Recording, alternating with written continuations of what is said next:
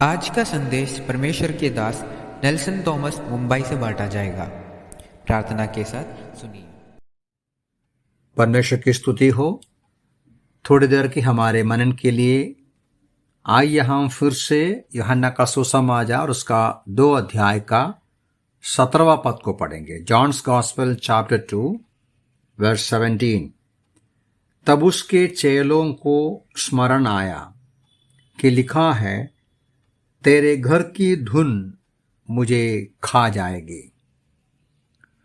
पिछले 2 हफ्तों से हम इस विषय का विचार करते हैं कि प्रभु यीशु मसीह फसह के दिन में यरूशलेम में जाकर किस प्रकार मंदिर को शुद्ध किया, बेचने वालों को, धंधा करने वालों को मंदिर के अंदर से उस बाहर किया, कहते हुए ये मेरा परमेश्वर का भवन प्रार्थना का भवन है, ये धंधे का स्थान नहीं बनाना चाहिए।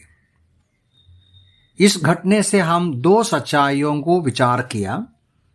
एक बात यह है कि हम आत्मिकता को या परमेश्वर की सेवकाई को या परमेश्वर का भवन को पैसा कमाने का या धंधा का एक जगह नहीं बनाना चाहिए। दूसरी सच्चाई ये था कि परमेश्वर का प्रकोप पाप और अधार्मिकता के खिलाफ निकलते हैं।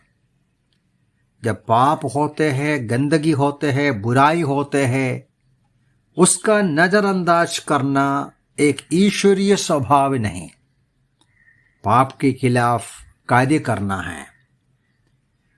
और तीसरी एक सच्चाई भी हम इस वचन के आधार पर देख सकते हैं, वो है हमने जो 17वां पद में पढ़ा, जब प्रभु यीशु मसीह इस प्रकार पवित्र किया या मंदिर को पवित्र किया या शुद्ध किया, यहां पढ़ते हैं कि प्रेरितों ने स्मरण किया कि लिखा है, तेरे घर की धुन मुझे खा जाएगी। हम जानते हैं ये जो वचन भजन संहिता 69 से है। वहां हम लोग पढ़ते हैं पूरा भजन साम 69 यीशु मसीह के बारे में, मसीहा के बारे में लिखा है। ये जो भजन सही बात है कि दाऊद ने लिखा, लेकिन दाऊद भविष्यवाणी के रूप में मसीहा के संबंध में लिखा है। इसमें से कई वचन नया नियम में कोट किया, यीशु मसीह के जीवन के संबंध में अप्लाई किया है। उदाहरण के तौर पर 21वां पद को देखिए, वहां लिखा है, उन्होंने खाने के लिए मुझे इंद्रायण दिया और मेरी प्यास बुझाने के लिए मुझे सिरका पिलाया। सचमुच में यीशु मसीह के जीवन में ये सच रहा या पूरा हुआ। तो भजन 69 जो है दाऊद लिखा है, तो भी आने वाला उद्धारकर्ता, छुड़ाने वाला मसीहा के संबंध में है। जब यीशु मसीह ने मंदिर को साफ किया, शुद्ध किया, प्रेरितों ने इस वचन का स्मरण किया। इसका मतलब उनके मन में लगा, ये सचमुच में मसीहा है। मुझे केवल एक ही बात यहां से बोलकर बंद करना है, वो ये है, ये जो वचन मसीहा का स्वभाव को दर्शाते हैं जो यीशु मसीह ने किया। क्या है वो? तेरे भवन की धुन मुझे भस्म कर डाला है, तेरे निंदकों की निंदाएं मुझ पर आ पड़ी हैं। यीशु मसीह का उस स्वभाव को देखिए, परमेश्वर के भवन के प्रति, परमेश्वर का पवित्र मंदिर के प्रति जो धुन, जो उत्साह, जो जील, जो आवेश, जो जोश, ये प्रभु के लोगों को भी जरूरी है। जब हम लोग भजन 119 पढ़ते हैं, भजन लिखने वाला ऐसा लिखा है, भजन 119 का वो 139वां पद, तेरी धुन मुझे खा गई है, तेरी धुन मुझे खा गई है, क्योंकि मेरे शत्रु तेरे वचनों को भूल गए हैं। यहां लिखने वाला बोलते हैं कि लोग परमेश्वर का वचन को भूल गया, इसलिए तेरी धुन मुझे खा गई है। तो परमेश्वर के भवन के प्रति, परमेश्वर के वचन के प्रति और परमेश्वर के भवन के प्रति हमारे अंदर उत्साह चाहिए, जोश चाहिए। एक वचन और मैं पढ़ूंगा आपके लिए, तीतुस की पत्री उसका 2 अध्याय उसका 14 पद।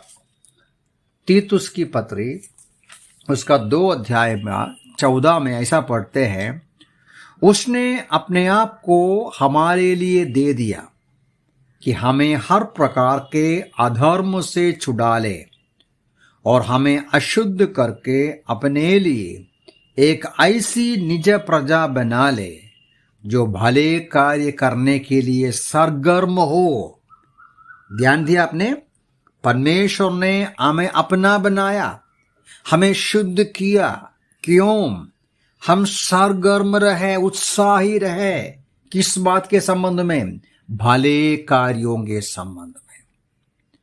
तो ये तीनों वचन हमें समझाते हैं प्रभु यीशु मसीह का जो जोश और उत्साह अपने भवन के प्रति आपके मेरे अंदर भी चाहिए। परमेश्वर के भवन के प्रति उत्साह, परमेश्वर के वचन के प्रति उत्साह और भले कार्यों के प्रति उत्साह हमें जरूरी है। आपको मालूम है लवोदिकिया की कलीसिया जिसके बारे में प्रकाशित वाक्य में हम पढ़ते हैं, उनको यीशु मसीह उनके जीवन में कई गलतियां पाया। उसमें से एक ये है कि तुम ठंडा नहीं, गर्म भी नहीं, तुम गुनगुना है। उनको यीशु मसीह बोलते हैं नीचे 19 पद में, मैं तुमको ताड़ना देता हूं, मैं तुमको जिनसे प्रेम करता हूं उनको डांटता हूं और ताड़ना देता हूं, इसलिए कि तुम मन फिराओ, सरगर्म हो जाओ। मेरे प्यारे भाई बहन, प्रभु के प्रति कितना उत्साह हमारे अंदर है। परमेश्वर का भवन की परिस्थिति को देखकर, परमेश्वर के वचन के प्रति, परमेश्वर के कलीसिया के प्रति, लोगों के प्रति, परमेश्वर के नाम की और महिमा के प्रति क्या जोश हमारे अंदर है। प्रभु यीशु मसीह के अंदर वो जो उत्साह था, बोला तेरा धुन मुझे खा लेते हैं। परमेश्वर के भवन के प्रति, परमेश्वर की पवित्रताई के प्रति यीशु मसीह के अंदर जो उत्साह रहा, पवित्रताई को संभालना, पाप को हटाना, आपके मेरे जीवन के पापों से हमें बचाने के लिए उत्सुकता के साथ, उत्साह के साथ यीशु ने कार्य किया। उसके परिणाम है उनका क्रूस का बलिदान।